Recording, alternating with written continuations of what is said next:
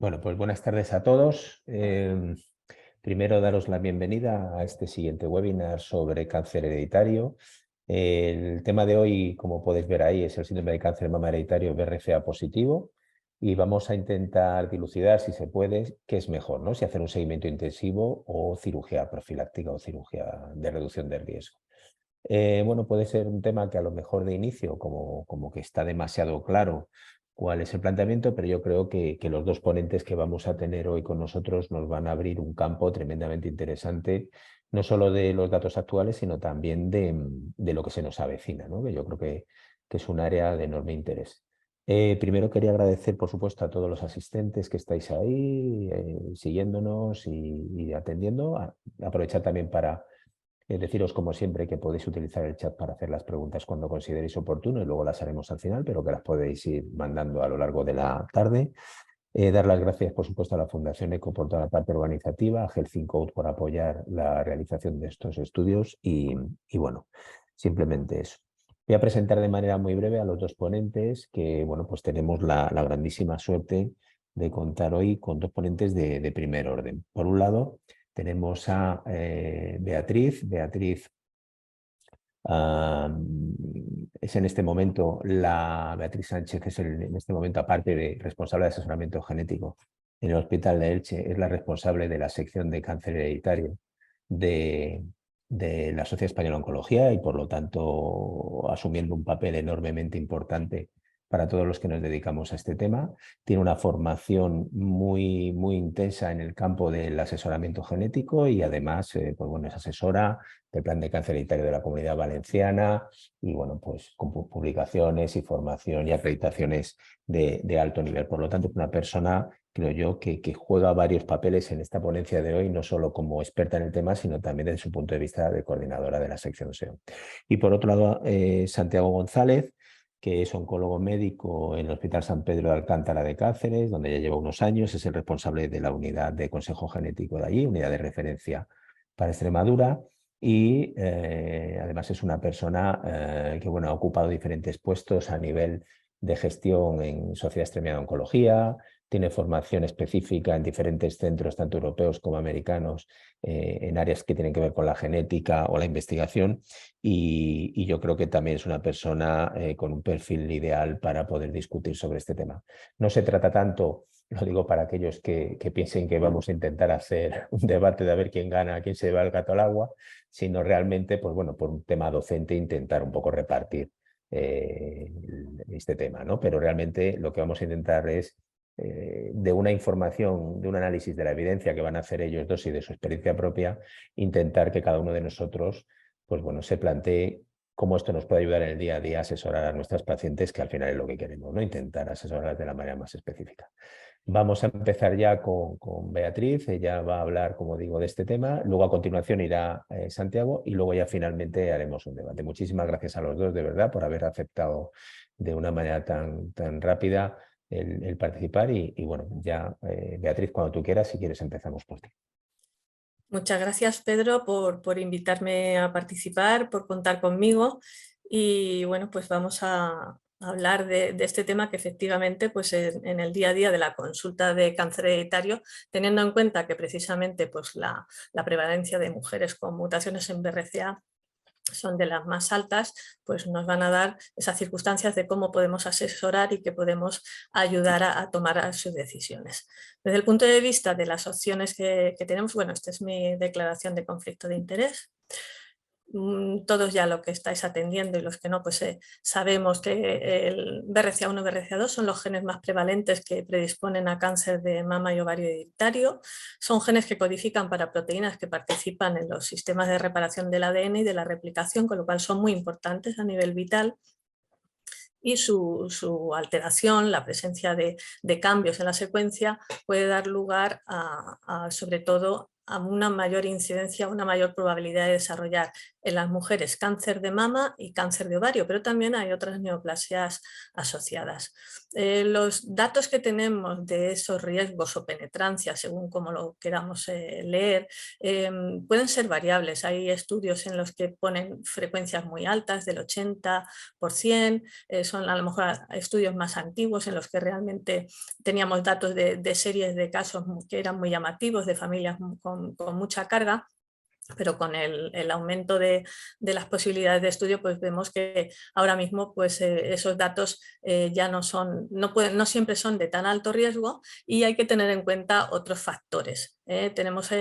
Hoy en día disponemos también de modelos predictivos de riesgo que nos van a ayudar cuando tengamos a nuestra mujer ahí delante de nosotros con ese diagnóstico que hemos hecho de portadora de mutación BRCA, cómo ayudarle a tomar la decisión de cuál sería el mejor camino a seguir para ese, o bien estar con una actitud de diagnóstico precoz o tomar una decisión de prevención. Estos modelos predictivos pues tienen en cuenta no solo los factores genéticos y no solo la genética del propio genes BRCA1 BRCA2, sino también pues, otros aspectos como por ejemplo el perfil de los polimorfismos asociados, que eso ya se está estudiándose en población general y en población específica con mutaciones en BRCA1 BRCA2, los aspectos hormonales de la vida de la mujer, su índice de masa corporal, la densidad mamaria, un factor muy muy importante, y por supuesto la historia familiar, pero no solo desde la genética, sino por la historia familiar, ese ruido que hace la historia familiar.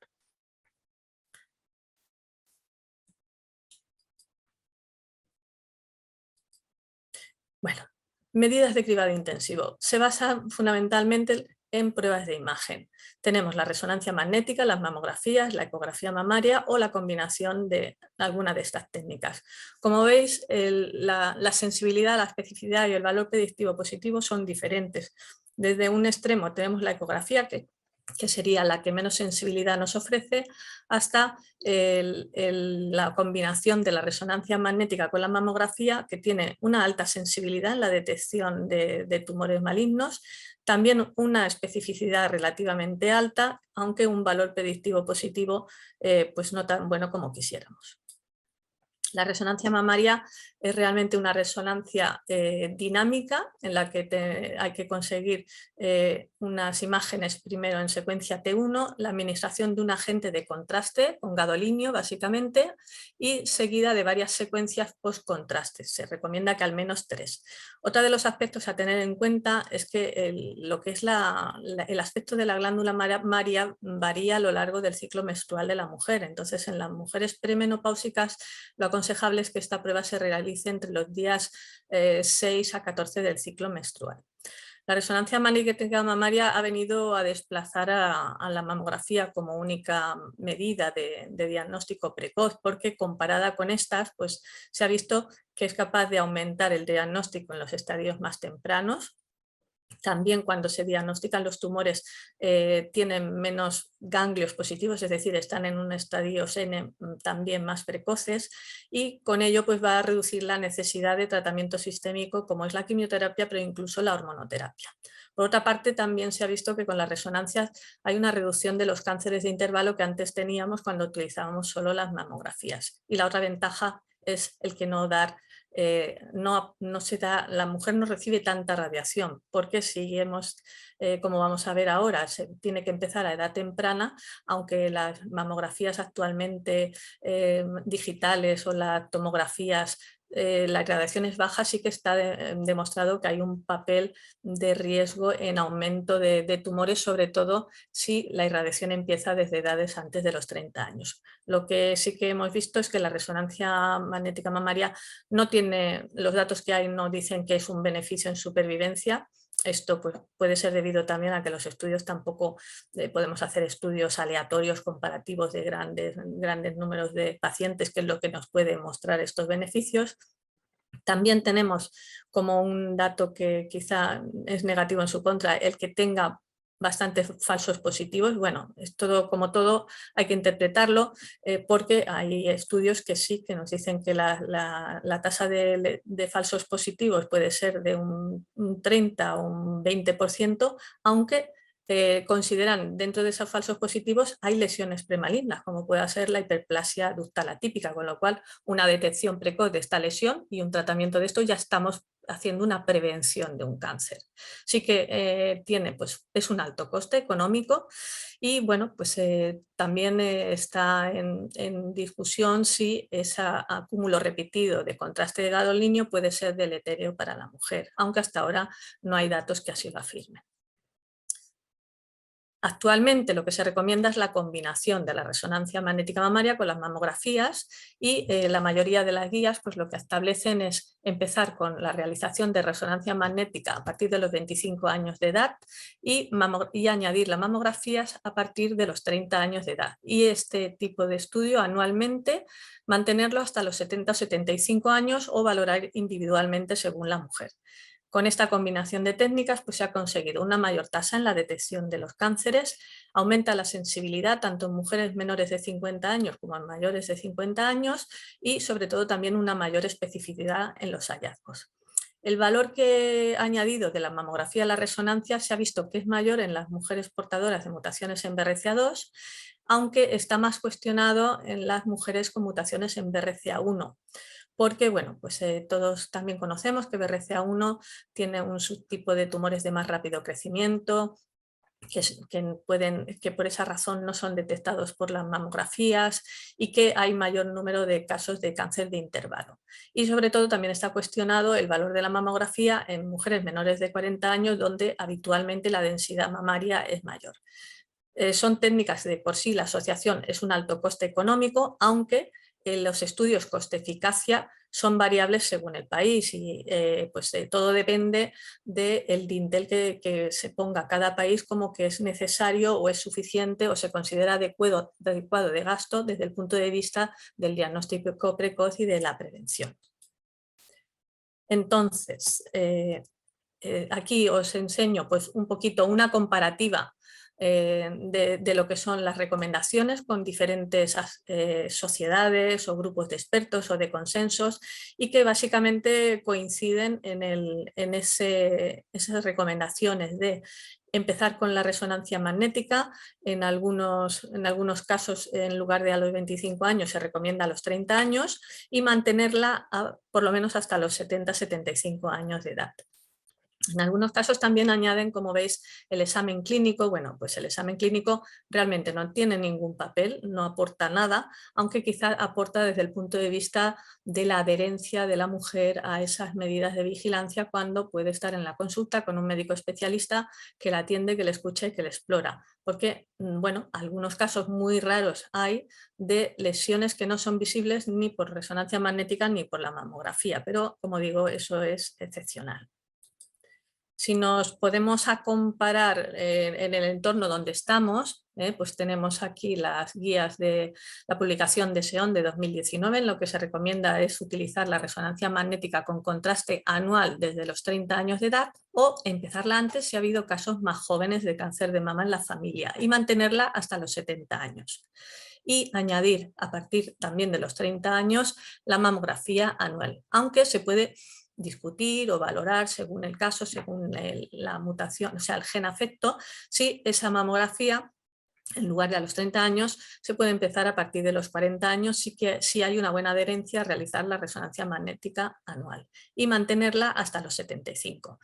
Recientemente se ha publicado la guía, el consenso ESMO en 2022, en el que pues, hay unos pequeños matices, y es que pues, sí que recomienda la resonancia magnética con contraste anual desde los 30 años, o bien 5 años antes del caso de cáncer de mama más joven diagnosticado en la familia, y no ponen un límite superior de edad, sino que se debe valorar en base a las características de la mujer. Si es una mujer que tiene 70-75 años, pero tiene una buena disposición biológica activa en la que no tiene patología asociada y esta sería el riesgo para límite de su vida, ¿por qué no seguir en esos controles? Sí que también matiza, que esto hasta ahora no lo habíamos visto en ninguna guía, el que en pacientes con mutaciones en BRCA1, el considerar si es posible, si es aplicable desde el punto de vista económico, de coste-eficacia, hacer resonancia magnética cada 6 meses, por este aspecto que hemos comentado de esos tumores de intervalo. A ello le recomienda añadir entre los 30 a 39 años de edad ecografía mamaria con o sin mamografía, y a partir de los 40 años de edad, mamografías con o sin ecografía. Con lo cual, pues realmente nos está poniendo un poquito en una situación de que va a ser un poco más difícil quizá decidir, no vamos a poder establecer una pauta que nuestros colegas que se hacen cargo de las revisiones o de los controles, los ginecólogos o los cirujanos que trabajan en unidades de mama, pues más fácil no lo puede tener, pero sí que desde luego pues lo que va a permitir es adaptar, probablemente sea esta la razón, adaptar a los medios que disponga en cada centro o en cada país. Comparando y ya viendo un poco el paso a mi colega, el doctor González, que va a hablar del otro aspecto que ofrece el cribado intensivo contra la cirugía de reductora de riesgo. Bueno, pues a ver, la mastectomía bilateral está claro que reduce el riesgo de cáncer de mama en aproximadamente un 90%. Los datos son variables según los estudios y según el tipo de cirugía. Pero la mastectomía bilateral no ha demostrado un beneficio probado en supervivencia global comparada con el cribado intensivo. Aunque sí que hay algún estudio que en mujeres con mutaciones en BRCA1 haya un pequeño beneficio de supervivencia específica de cáncer de mama, siempre cuestionando que el grupo control que utilizaron en este estudio no fuera del todo adecuado. En una mujer que ha tenido un cáncer de mama, pues ofrecerle la mastectomía contralateral es otra de las opciones, reduce el riesgo de ese cáncer de mama contralateral, pero tampoco ha demostrado un beneficio en la supervivencia global. Sí que se ha visto que la cirugía tiene un beneficio si se realiza a partir de los 30 años, pero se pierde cuando ya la mujer es mayor de 55 años, con lo cual pues la decisión ha de ser individual y en base a las características de la mujer y de la historia familiar. También hay estudios que nos han hecho una mirada a ver qué tasa de aceptación hay de la cirugía reductora de riesgo entre las mujeres, y la realidad es que en general no es muy alta, ¿no? La mastectomía, según las publicaciones, es aceptada entre un 6 y un 47% de los casos, aunque sí que la salpingoforectomía bilateral para prevención del cáncer de ovario, esto sí pues tiene un rango un poquito mayor, pero sí que una aceptación es hasta el 88%. ¿Dónde pueden estar las razones? Pues tenemos que tener en cuenta las diferencias culturales, qué percepción tiene la población y la mujer de la salud, de la enfermedad, también los aspectos que atañen al hecho de asociar la presencia de mantener mamas o órganos reproductores con la feminidad, la autonomía. Factores individuales sobre todo influyen mucho, la historia personal, el haber padecido un cáncer, eso inclina más a hacer una prevención, y también la historia vivida en la familia. En aquellos casos de mujeres en las que no han tenido un familiar, madre, hermana, afecta de cáncer de mama, edad joven, que haya fallecido, en general no tienen esa mayor tendencia a aceptar la cirugía y prefieren el cribado intensivo. También puede influir la paridad, el haber tenido hijos o no, y el estado menopáusico. Sí que es verdad que la aceptación aumenta con la edad, es mayor en mayores de 40 años, y también la aceptación ahí a lo largo del tiempo, en el sentido de que esto es un proceso. Cuando tenemos a nuestra paciente delante, no es en ese momento donde tiene que decidir si va a aceptar una vía u otra, si va a irse por un cribado intensivo para el diagnóstico precoz o por una prevención con cirugía reductora. Entonces puede requerir pues varias consultas, varios momentos de asesoramiento hasta que tome la decisión. Tenemos que buscar otras opciones, mejorar las pruebas de imagen, buscar otras alternativas a ese diagnóstico precoz o a esa situación en que la mujer pueda tomar esa decisión a lo mejor ya de inclinarse por la cirugía preventiva, y en ese sentido ya tenemos bastantes datos de estudios con biopsia líquida en el contexto, en el escenario del cáncer de mama, ¿no? Entonces, estos son varias publicaciones de revisiones sistemáticas en las que pues, también están estudiando cuál es ese perfil de qué es lo que hay que buscar en esa biopsia líquida, porque hablamos con biopsia líquida como si fuera algo sencillo y automatizado, pero no, hay que identificar qué es lo que buscamos, cuáles van a ser esas características de perfiles de microRNA, DNA circulante, proteínas, péptidos que nos puedan definir ese estado de inicio de desarrollo de un tumor maligno. Y como veis, pues es variable, aunque hay algunos estudios que tienen algunos de estos paneles bastante en común. De hecho, pues ahora mismo dentro del ámbito aquí español, en las últimas becas que ha dado SEON para las secciones, pues en la sección SEON de cáncer hereditario se presentó un proyecto del uso de la biopsia líquida en mujeres portadoras de mutaciones BRCA1 o BRCA2. Estos estudios que os muestro no son específicos de BRCA1 o BRCA2 todavía. Ya para terminar mi pequeña revisión, bueno, es importantísima la información que tiene que recibir la mujer que tenemos delante, nuestra paciente, en explicarle cuáles son sus riesgos, pues que pueden variar según el gen, según la mutación, incluso no es un tema que haya profundizado en ello, pero también hay estudios que parece que hay mutaciones que tienen más riesgo de cáncer de mama, otras menos, y luego tener muy en cuenta y considerar mucho los factores individuales, como hemos dicho, la densidad mamaria, la vida hormonal de la mujer, otros aspectos metabólicos. Con eso intentar perfilar mejor cuál va a ser el riesgo para ella y ya pues hablar de si opta por una cirugía, los tipos de cirugía que pueda tener disponible, los pros y contras de cada uno, las complicaciones, o si opta por un cribado intensivo, pues en qué consisten esas pruebas de imagen, conseguir una adherencia, hablar de que sí que puede haber falsos positivos y en la medida de lo posible esos riesgos de radiación pues hay que intentar disminuirlo con el uso sobre todo reforzado en la resonancia magnética. La decisión en última instancia la tiene la mujer y como hemos comentado pues depende de la edad, de esa percepción de riesgo que tenga por haber vivido en la familia o incluso de sus preferencias.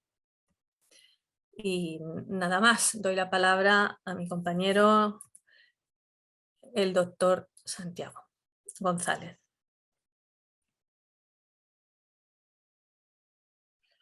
Bueno, pues buenas tardes a todos. Muchas gracias a los organizadores por la invitación. A mí me ha tocado pues, la segunda parte, hablar de la cirugía profiláctica en el síndrome de cáncer de mama y ovario hereditario. Muchas gracias a Beatriz porque la verdad es que ha contextualizado perfectamente el escenario del que vamos a hablar esta tarde. Simplemente por recalcar que las últimas publicaciones sitúan el riesgo de desarrollar cáncer de mama en portadoras de mutación BRCA1 o BRCA2 a lo largo de la vida en torno al 60-70% como mucho, y cuando una mujer de la población general de nuestro entorno tiene un 8%, mientras que para cáncer de ovario, pues la portadora de mutación BRCA2 se eleva el riesgo del 2% de cualquier mujer de la población general a casi un 20%, y en el caso de BRCA1 supera el 40%.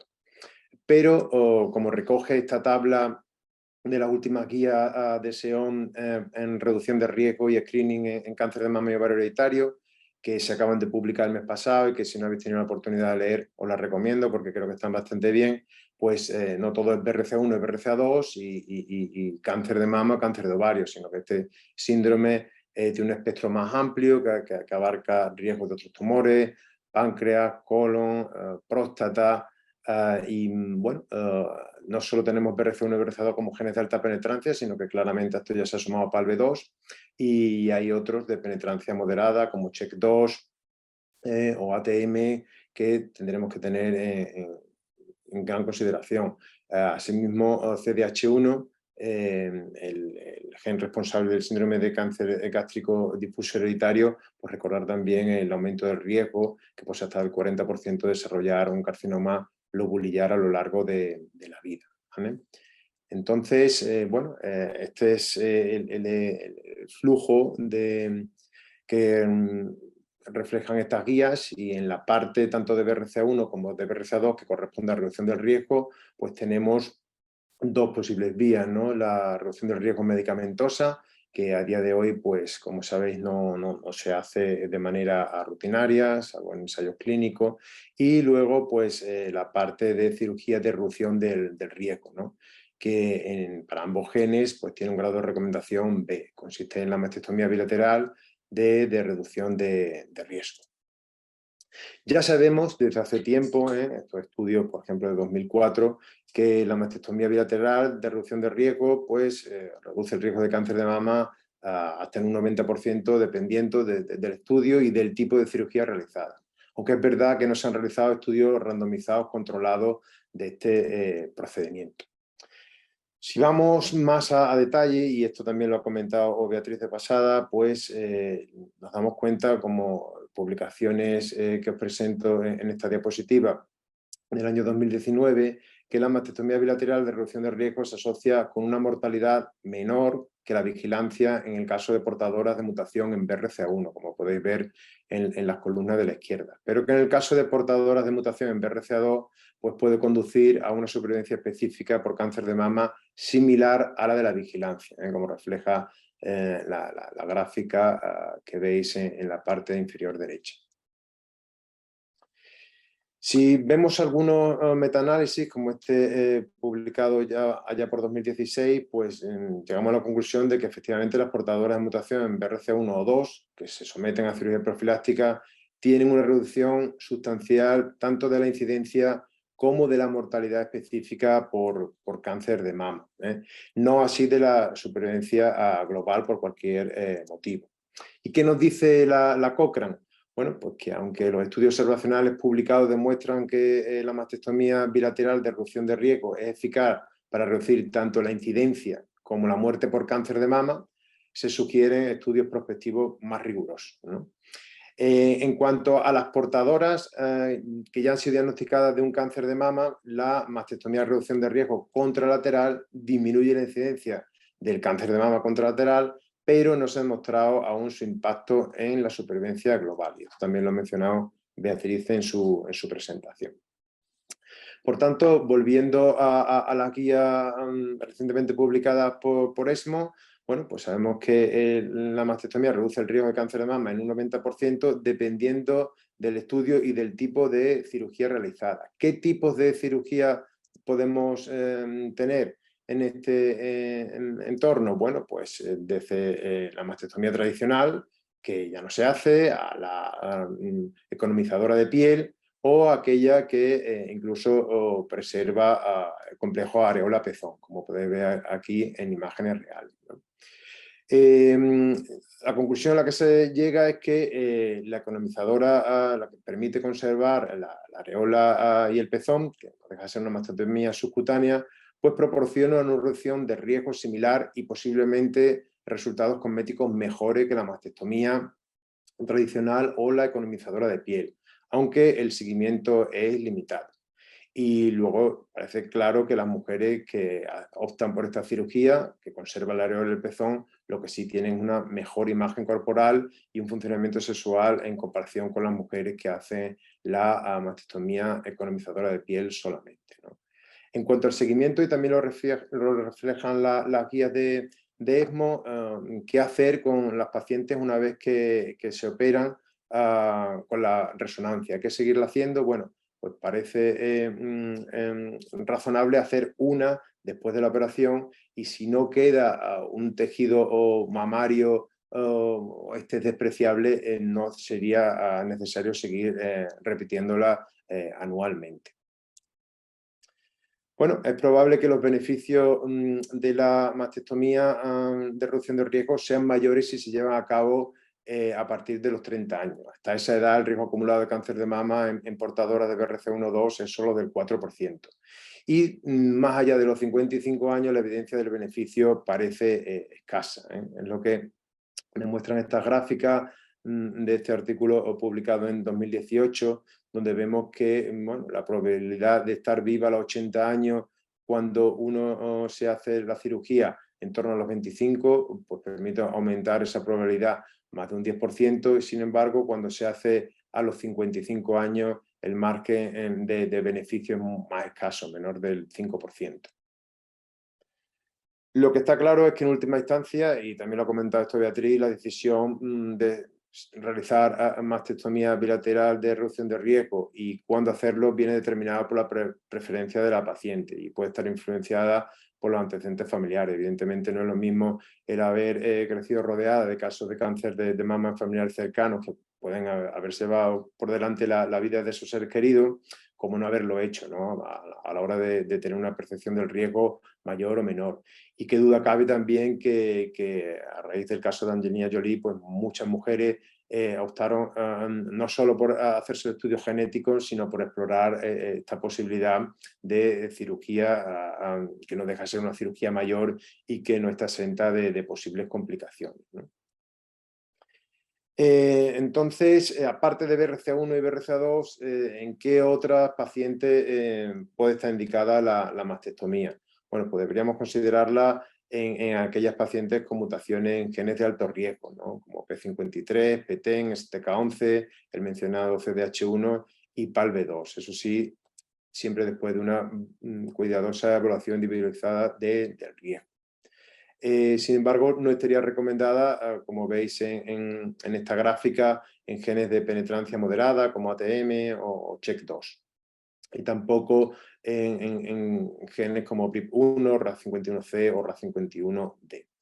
Aprovecho esta misma tabla que se publicó en 2020 para pasar a hablar de la cirugía profiláctica del ovario, empezando por genes que no son BRCA1 ni BRCA2, ¿no? No estaría recomendada tampoco en genes de penetrancia moderada como ATM y CHEK2. Sí se puede considerar para las portadoras de mutación en PALB2 y, por supuesto, en aquellas con mutación en PRIP1, RAS51C o RAS51D y aquellos genes relacionados también con el síndrome de Lynch. ¿Qué dicen las guías ESMO respecto a la cirugía de reducción de riesgo para el cáncer de ovario? Bueno, pues le da un grado de recomendación A, cuando la mastectomía tenía un grado de recomendación B, y establece una diferencia en cuanto a la edad a la que podríamos empezar a indicarla, ¿no? Siendo más baja en BRCA1, que como hemos dicho al principio hay más riesgo de cáncer de ovario acumulado a lo largo de la vida, pudiéndose plantear a partir de los 35 años, siempre y cuando la mujer tenga cumplido sus deseos genésicos, y dilatarla un poquito más tarde, a partir de los 40, en caso de portadora de mutación en BRCA2. Incluso a partir de los 45, si en esa familia de BRCA2 mutado no existe ningún antecedente previo de cáncer de ovario. Bueno, la cirugía de reducción de riesgo del cáncer de ovario, siempre que se pueda, puede hacerse por laparoscopia, va a implicar menores complicaciones, menores estancias de ingreso y ha demostrado pues, ser eficaz para reducir el riesgo de tumores ginecológicos, tanto de ovario, de trompa, de falopio o peritoneales, en un 80-90%, así como para disminuir la mortalidad por todas las causas en un 77%. Y esto lo sabemos, pues, estudios de los primeros años de este siglo, como la gráfica que os presento aquí, publicada en 2002. Ha habido un debate si podría sustituirse, ya que la cirugía implica un adelanto de la menopausia, pues por hacer solamente una salpingectomía bilateral y diferir la ovariotomía a la menopausia, pero de momento no se recomienda ese procedimiento fuera de lo que es el marco de un ensayo clínico. Y bueno, hay metaanálisis que evidentemente confirma la reducción del riesgo para cáncer de ovario de esta cirugía, pero también se ha apuntado diversos estudios la posibilidad de que reduzca el riesgo de cáncer de mama, por aquello de que el cáncer de mama en su mayoría pues, es hormonosensible y podría estar influenciado por las hormonas femeninas, como todos sabéis. La pregunta es, ¿cuál es la magnitud de la reducción del riesgo de cáncer de mama después de una salpingoforectomía bilateral? Algunos estudios antiguos apuntaban a la posibilidad de una reducción del riesgo de hasta el 50%. Pero estudios recientes, pues, que se han diseñado específicamente para reducir los sesgos que se podían encontrar en los estudios más antiguos, arrojan resultados contradictorios, como podéis ver en esta gráfica. Parece que para BRCA2 esto sí podría seguir ese camino, pero para BRCA1 en absoluto podemos decir que se demuestre una reducción del riesgo del cáncer de mama. Así que en conjunto pues no hay pruebas claras ni consistentes de que la salpingofrectomía bilateral profiláctica en premenopáusica tenga un papel en la reducción del riesgo de cáncer de mama, ¿vale? Sobre todo, como he dicho, en las portadoras de mutación en BRCA1. Así que no se recomienda a día de hoy específicamente para disminuir el riesgo de cáncer de mama. Y ya la última diapositiva, bueno, adelantamos lo que es el climaterio con la pléyade de manifestaciones que puede tener la mujer, bochorno, sofoco, sequedad vaginal, y se plantea si una terapia de hormona sustitutiva podría disminuir esos riesgos sin afectar al beneficio que hemos conseguido gracias a la cirugía de reducción de riesgo. Lo que dice en la guía ESMO pues es que sí, que efectivamente la terapia hormonal sustitutiva a corto plazo se puede ofrecer después de la cirugía. Corto plazo implica no superar en ningún caso la edad teórica de la menopausia. Un estudio reciente ha sugerido que esto puede ser cierto para las mujeres hasta los 45 años, pero que más allá puede haber un mayor riesgo de cáncer de mama. Así que, bueno, queda ahí un poco la duda. Lo que no podemos olvidar es la posibilidad de la terapia hormonal sustitutiva local, ¿no? Que incluye pues, dosis bajas de estrógenos intravaginales que pueden ser muy eficaces pues, para tratar síntomas genitourinarios de la menopausia, como la sequedad vulvovaginal o la dispareunia. Así que tenerlo en cuenta porque esto, bueno, pues, puede ayudar muchísimo a la mujer que toma esta decisión y que luego se tiene que enfrentar a unos síntomas de climaterio que en ocasiones son muy molestos y de esta manera se pueden hacer mucho más llevaderos. Y esto es lo que os quería contar, así que muchas gracias y lo que queráis preguntarnos estamos a vuestra disposición. Bueno, pues muchísimas gracias a los dos. Yo creo que ha sido una revisión fantástica. Y bueno, vamos a ver si tenemos alguna pregunta, si hay alguna pregunta. Nos preguntan que en algunos centros, tras la realización de cirugía reductora de riesgo mamaria en pacientes con mutación, se realiza seguimiento posterior con eco de mama y de axila. ¿Qué evidencia tiene esta medida? Lo dejo abierto a los dos. Evidencia ahora mismo no la hay. De hecho, algunos estudios que hay de qué es lo que se hace o qué se les recomienda es que es muy variable incluso. Realmente, si esa cirugía, esa mastectomía ha sido completa, adecuada, pues en principio lo que hay que hacer es lo que comentaba Santiago, una resonancia magnética después del acto quirúrgico para intentar valorar si ha quedado algo de parénquima, y eso quizás sería lo que marcaría, el que si se identifica que ha quedado parénquima mamario, pues que te planteas hacer un seguimiento, pero recordemos pues que la ecografía precisamente no tiene una gran sensibilidad. Y la exploración aquí casi sería un equivalente a la exploración clínica. Realmente no hay evidencia de que eso permita detectar ese riesgo que queda de cáncer de mama. Lo que sí es estudiar si ha quedado parénquima mamario residual. Eso es lo que hay que hacer y entonces individualizar en esos casos. Está claro que si queda parénquima, lo más probable es que quede justo pues, subcutáneo, ¿no? Pegado a la piel o detrás del complejo areolar pezón. Y en ese caso, pues prácticamente va a tener lo que tocaba decir, la misma sensibilidad de resonancia que la propia autoexploración.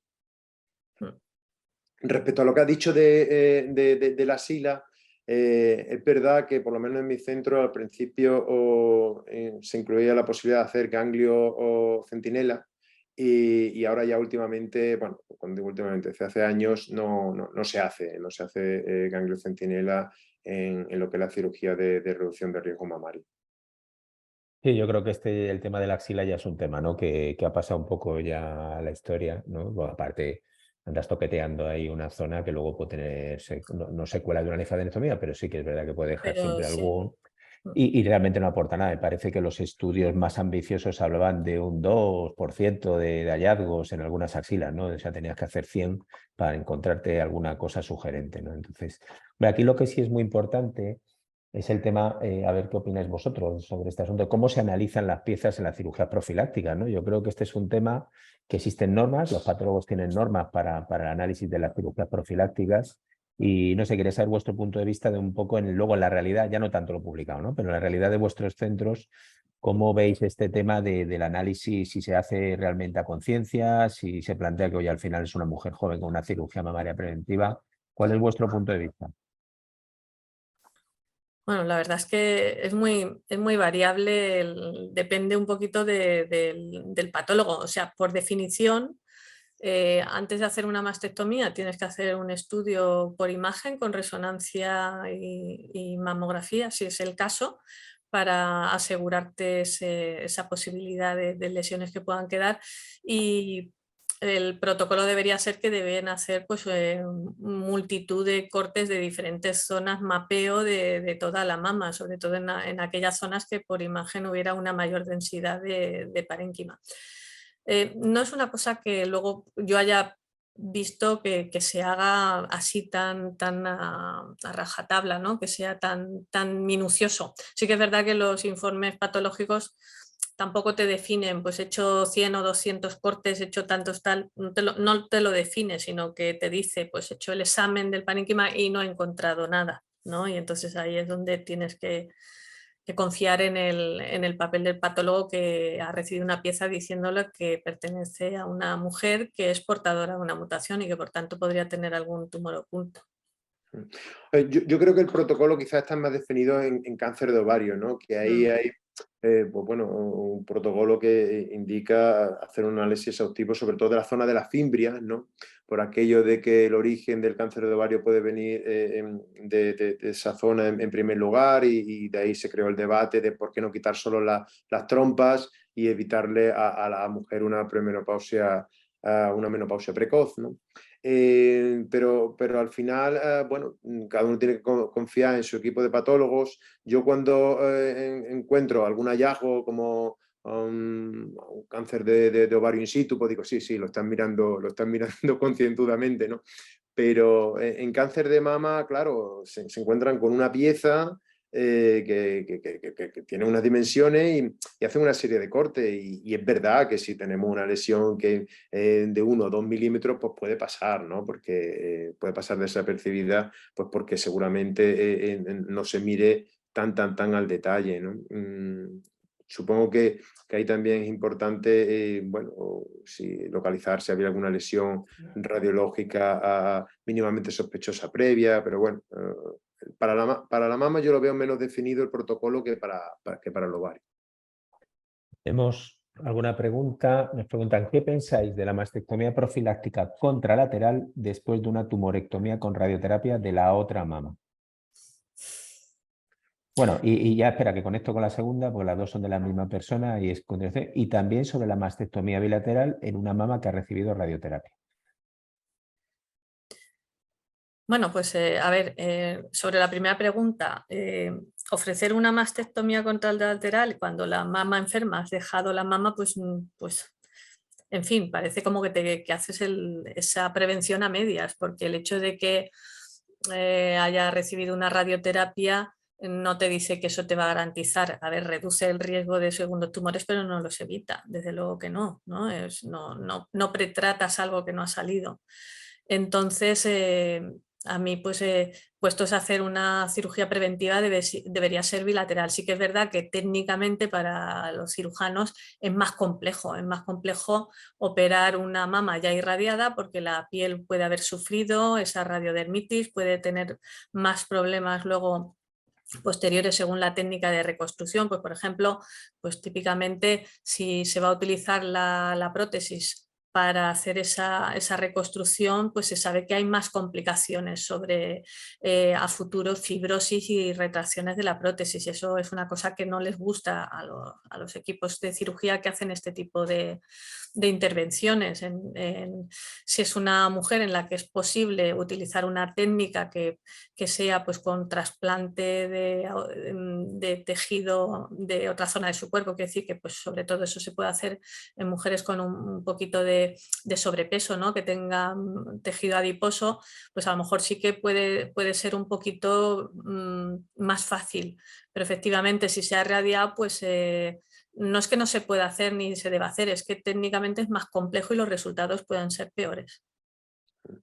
Yo ahí totalmente de acuerdo con lo que ha dicho Beatriz, pero añadiría el estar atento para no perder la oportunidad de, a ver, si la paciente primero se opera y luego la conocemos para plantear una adyuvancia, poco podemos hacer, pero en muchos casos lo que se plantea es una neoadyuvancia, ¿no? Y entonces tenemos el tiempo suficiente como para hacer el estudio genético antes de que acabe la quimioterapia y a la hora de entrar en quirófano, pues entrar con toda la información, sobre todo por parte de la mujer, para que pueda tomar una decisión de si se somete a una cirugía bilateral en ese momento o no.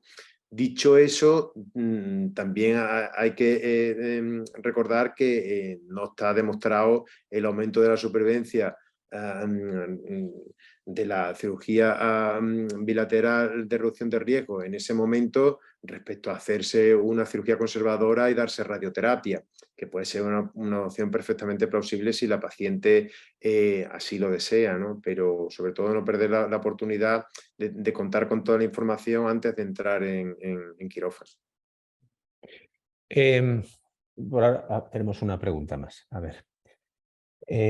Mujeres, familia BRCA1, pero el primer caso de cáncer ha sido de ovario y a los 57 años. No hay cáncer de mama de momento y hay una mujer con más de 60 años con portadora de mutación en BRCA1 sana.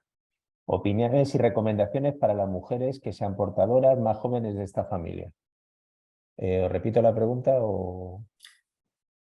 Es decir, una familia que tiene mutación en BRCA1, pero el primer caso de cáncer es de ovario y a los 57. No hay cáncer de mama en la familia y hay una mujer de más de 60 años que es portadora de BRCA, pero está sana. Opiniones / recomendaciones para las mujeres con BRCA1 más jóvenes de esta familia. Muchas gracias. No hay mama, hay ovario a los 57 años y es una familia BRCA1. ¿Qué le ofrecemos a las mujeres más jóvenes de la familia portadoras? Yo la trataría como una familia estándar, en el sentido de que no tenemos, no sabemos cómo de informativa es la familia, porque evidentemente, bueno, la mutación en BRCA1 ahí está, puede estar modulada por distintos aspectos, como ha comentado Beatriz, el PRS, la densidad mamaria, la edad, muchísimo, ¿no? Pero bueno, igual en una familia que no hay suficiente número de mujeres para que se haya expresado de manera clara el cáncer de mama. Yo en ese sentido la trataría con las dos opciones, vigilancia versus cirugía de reducción de riesgo. Por ejemplo, es normal que estas mujeres jóvenes de esta familia pues no tengan una percepción del riesgo alta de cáncer de mama. Bueno, pues echamos a andar con la vigilancia intensificada y más adelante iremos viendo. Yo lo plantearía así de entrada. Sí, yo estoy de acuerdo. Hay que poner sobre la mesa, aunque en la familia no haya habido esa historia y esos antecedentes, hay que poner sobre la mesa el conocimiento que tenemos sobre estos aspectos y siempre informar a la mujer, lógicamente, pues lo más probable que estas mujeres aún jóvenes, pues opten por esas medidas de vigilancia. Lo importante es conseguir la adherencia a esa vigilancia, porque también el hecho de que no haya habido antecedentes quizá le haga decir, bueno, pero esto aquí en nuestra familia no va a pasar, ¿no?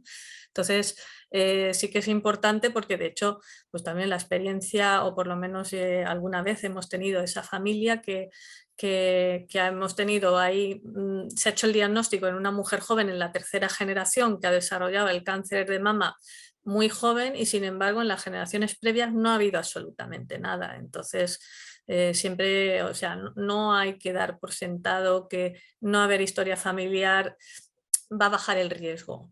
Quizá es lo contrario, cuando hay más historias familiares, cuando sube un poco más, es cuando ya en un momento determinado puedes inclinar la balanza hacia esa medida de cirugía, porque realmente las mujeres, y sobre todo aquella que ha pasado un tumor, un cáncer, lo que no quiere es pasar otra vez por esa situación, un cáncer, un diagnóstico con el miedo del riesgo, del pronóstico, los tratamientos, la quimioterapia, las secuelas, en fin, eso es lo que realmente marca, ¿no? Lo que decíamos, el haberlo vivido en otros familiares es lo que inclina. Entonces yo le plantearía a estas mujeres lo que hay, es la realidad.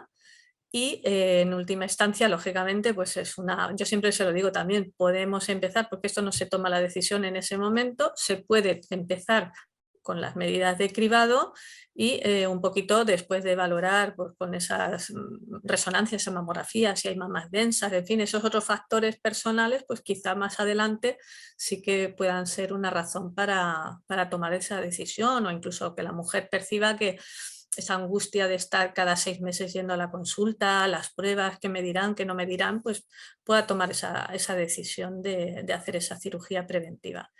Pero hay que ponerlo sobre la mesa. Nos hacen otra pregunta, dice, resonancia de mama cada 6 meses en pacientes BRCA1 mutadas. ¿Esto ya lo debemos considerar estándar o hay que individualizar?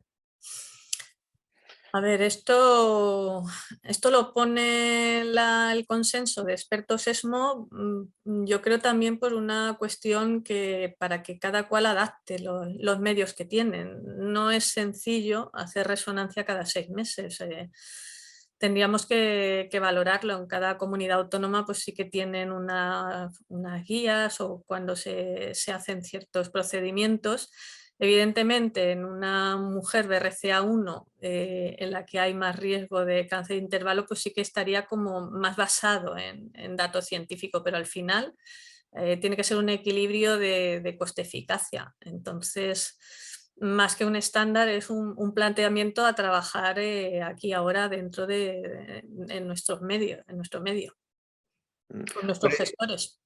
Es importante que ahí intentáramos unificar criterios y cada comunidad pues tiene lo suyo y es complicado porque además ahora vivimos una fase en la que, por lo menos en nuestro caso, hemos pasado de ser nosotros los que vigiláramos que las pruebas se hacían a aquellas que optaran por la vigilancia intensiva en tiempo y fecha, a derivarlas a unidades de alto riesgo, por ejemplo, del servicio de ginecología, ¿no? que pierde un poco el control, ¿no? Pierde un poco el control y bueno, te das con un canto en los dientes porque se haga la resonancia por lo menos una vez al año y la mamografía si se puede alternar cada 6 meses, ¿no? Que otras guías dicen o decían una vez al año y ya está, ¿no? Yo intento alternarla, mamografía, los 6 meses de resonancia, los 6 meses de mamografía y así, etcétera, ¿no? Otra pregunta que se plantea es que Beatriz lo ha mencionado, ¿hasta qué edad? ¿No? Porque bueno, el screening poblacional acaba a los 70, pero las mujeres portadoras siguen acumulando riesgo a lo largo de la vida, ¿no? Y bueno, se ha mencionado 75 años, la pregunta es, a partir de entre los 75 y los 80, les damos el alta, por así decirlo, porque ahí lo que nos preocupa sobre todo son las mamas, porque los ovarios, estas mujeres, muy pocas van a llegar a esa edad sin haberse operado, evidentemente, ¿no? Aunque se haya descubierto la mutación más tarde. Pero las mamas entre los 75 y los 80 años, mujeres que están muy bien, a nosotros nos lo preguntan, la consulta está de alto riesgo de ginecología, ¿qué hacemos? ¿Le damos ya el alta? Sí, claro, es lo que comentábamos, y es lo que dicen ahora los consensos, hay que individualizar. No es lo mismo una mujer de 75 años con una pluripatología o que ha sufrido en eso, en el que ya pues esos seguimientos en un momento determinado, el balance también que tiene de lo que implica de beneficio de hacerlo, dejar de hacerlo. Y por supuesto, pues para esa mujer que estamos teniendo, pues por los medios que tenemos ahora de avances en la calidad de vida, pues que llegan a esos 75 años, pero que biológicamente parece que tengan 10 o 15 menos. Entonces ahí no puedes dejar, además en BRCA1 sí que parece que declina un poquito el riesgo al llegar a una edad, pero sin embargo el BRCA2 nunca declina, aunque sea menor que BRCA1, pero nunca declina. Entonces, claro, ¿por qué no se va a beneficiar esa mujer de seguir con el cribado? Vamos ya con la última, vamos con la última pregunta, que ya por tiempo, que es si tenemos, a mí me parece una pregunta interesante, tenéis una estimación de mujeres que mantiene la vigilancia radiológica intensiva. Entiendo que la pregunta es, ¿existe una adherencia buena con el paso del tiempo a los programas de seguimiento intensivo o pensáis que va decayendo bien porque la propia paciente le acaba perdiendo, por decirlo de alguna manera, el miedo, o porque el sistema, a veces, lo que habéis hablado, es decir, bueno, ya llevamos 15 años siguiendo a esta persona, no pasa nada, ya no le cito la resonancia, ¿no? Ya no le... No sé, ¿cuál es vuestra percepción? Si es que tenéis alguna o tenéis algún dato. Nosotros, ya te digo, el año pasado tomamos la decisión, en los 16 años de historia que tiene la unidad, seguíamos a todas las portadoras, ¿vale? Y, a ver, si alguna se quedaba embarazada, pues evidentemente no se hacía durante ese periodo las pruebas radiológicas, pero fuera de ese periodo, el 90 y tantos % tenían una adherencia perfecta. Ahora hemos pasado el testigo a las unidades de alto riesgo del servicio de ginecología, ¿no? Y vamos a perder el control de cuál es la adherencia. Hasta ahora había sido muy buena, pero por temas de no dar abasto y tener que seguir viendo otras familias para valorar y dar los resultados, hemos tenido que optar por esa decisión, ¿no? Al fin y al cabo, entre comillas, son mujeres sanas y el servicio de ginecología las puede seguir perfectamente, pero hemos perdido el control de cuál es la adherencia. A ver, en mi caso, desde que el inicio del programa en la Comunidad Valenciana, las unidades no hacemos el seguimiento directamente, sino que una vez diagnosticado, pues contactamos con los centros de referencia, ¿no?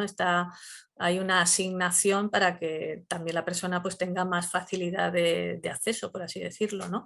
Que no tenga que desplazarse. Por ejemplo, yo trabajo en el Hospital General de Elche y atiendo a toda la población prácticamente de la provincia de Alicante. Solo hay un departamento en el norte de la provincia que por cercanía va a Valencia, con lo cual estamos hablando de pacientes que tendrían que hacer unos desplazamientos de hasta 80 kilómetros para venir a la unidad. Entonces se vio que era más práctico y además servía también para concienciación y mejor acceso.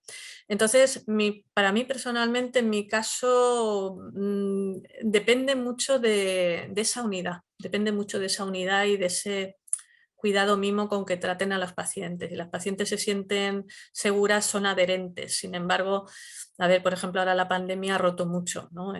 Rompió mucho y se perdió contacto, pero se ha ido recuperando. Y sí que es verdad pues, que en algún centro pues, quizá pues, el colega pues, está un poquito menos concienciado, en un momento determinado pues dice, pues, si te hago este año la mamografía, pues no te hago la resonancia y te la hago el año que viene, en fin.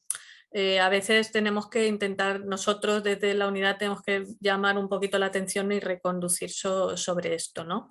Pero en general yo creo que sí que hay una adherencia alta por parte de la paciente y a veces lo que falla un poquito más es el sistema. Bueno, pues yo ya para concluir, yo creo que podemos quedarnos con la idea de que realmente tenemos herramientas que poder ofrecer, que realmente las cirugías siempre nos van a dar un poquito más de control, lógicamente, ¿no? Estipamos el órgano en riesgo, pero que lo que tenemos que aprender, y yo creo que es el gran reto, es a individualizar para poder ayudar a las mujeres a tomar la decisión, ¿no? Factores que dependen del perfil genético, factores que dependen del perfil familiar y factores que dependen del perfil individual de la persona, como la radiología, la densidad mamaria, factores de riesgo, etc.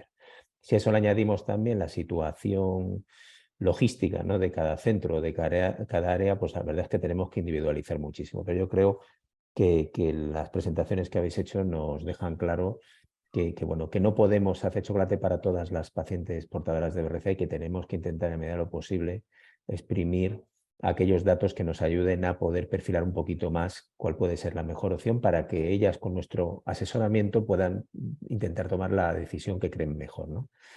Yo nada más, daros las gracias de verdad a los dos ponentes, han sido súper interesante, fluida y las contestaciones muy bien. Además creo que os habéis mojado bastante con las contestaciones. A los ponentes por estar ahí, por las preguntas que habéis hecho, que yo creo que han sido también muy interesantes. Y a GEL5 y a la Fundación ECO por todo el apoyo logístico. Y bueno, os esperaremos para el próximo webinar. Muchas gracias a todos. Muchas gracias. Muchas gracias. Buenas tardes. Hasta luego. Adiós.